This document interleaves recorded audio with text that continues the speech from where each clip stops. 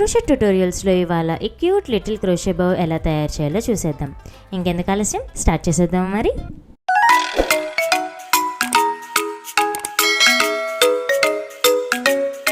ఈ ట్యుటోరియల్ కోసం నేను 4-ply ఎక్రిలిక్ యార్న్ అలాగే 3mm క్రోషే హుక్ని యూజ్ చేస్తున్నాను. మీరు మీకు నచ్చిన యార్న్ అండ్ దానికి సూట్ అయ్యే క్రోషే హుక్ని యూజ్ చేసుకోవచ్చు. ఫస్ట్ అయితే స్లిప్ నాట్తో స్టార్ట్ చేస్తున్నాను. వీడియోలో చూపించినట్టుగా స్లిప్ నాట్ వేసుకున్న తర్వాత చైన్ 1 వేసుకోవాలి. ఈ ఫస్ట్ చైన్లోనే మన బౌ ప్యాటర్న్ మొత్తాన్ని వర్క్ చేసుకుంటాం.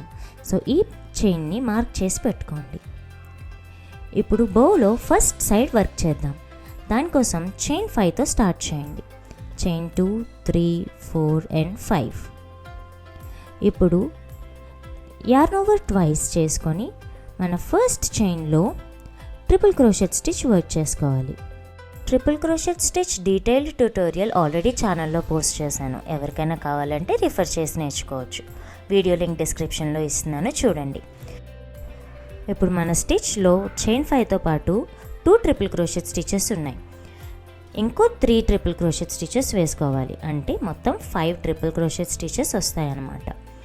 సో ఇప్పుడు మళ్ళీ యార్న్ ఓవర్ ట్వైస్ చేసుకొని ట్రిపుల్ క్రోషెట్ స్టిచ్, మళ్ళీ yarn over twice, insert and drop a loop, yarn over first 2 loops, second 2 loops and third 2 loops.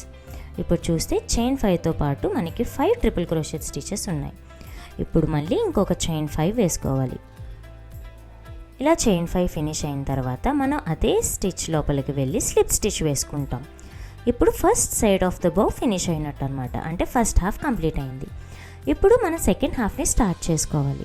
First side ఎలా అయితే చేసామో అలాగే సెకండ్ సైడ్ కూడా చేస్తాము. సో చైన్ 5 వేసుకొని యార్న్ ఓవర్ ట్వైస్ చేసుకొని అదే హోల్లో సెకండ్ సైడ్ కూడా వర్క్ చేసుకోవాలి. అంటే ఇంకో 5 ట్రిపుల్ క్రోషెట్ స్టిచెస్ కూడా అదే చైన్లోకి వెళ్తాయి. హోల్ పెద్దదవుతుంది, బట్ అది మిస్టేక్ ఏం కాదండి.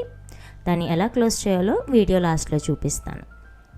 సో మళ్ళీ ట్రిపుల్ క్రోషెట్ స్టిచెస్ వేసుకుంటున్నాము. 3 ట్రిపుల్ క్రోషెట్ స్టిచెస్ ఫినిష్ అయ్యాయి. ఇప్పుడు 4th వన్ వేస్తున్నాను అండ్ 1 more టైం.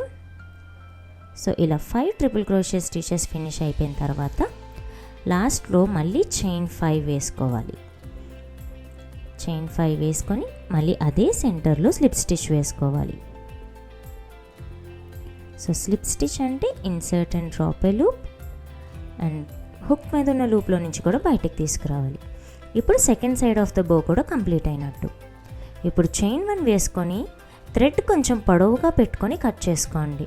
ఈ థ్రెడ్ పొడవుగా పెట్టుకోవడం వల్ల మన బోనికి ఫినిష్ చేసుకోవడంతో పాటు మీరు ఏదైనా పిల్లల డ్రెస్సులకు కానీ క్యాపులకు కానీ అటాచ్ చేయాలనుకున్నప్పుడు వేరే ఎక్స్ట్రా థ్రెడ్ అవసరం లేకుండా ఈ థ్రెడ్తోనే అటాచ్ చేసుకోవచ్చు. ఇప్పుడు వీడియోలో చూపిస్తున్నట్టుగా స్టిచెస్ని ఒకసారి అరేంజ్ చేసుకొని పొడవుగా కట్ చేసిన టెయిల్ ఎండ్తో ఆ హోల్ కవర్ అయ్యేలా ఒక 3 to 4 టైమ్స్ టర్న్ చేసుకొని అప్పుడు ముడి వేసుకోవాలి. చూడండి, హోల్స్ అనేవి క్లోజ్ అవుతూ బో దగ్గరగా సెట్ అవుతూ ఉంటుంది.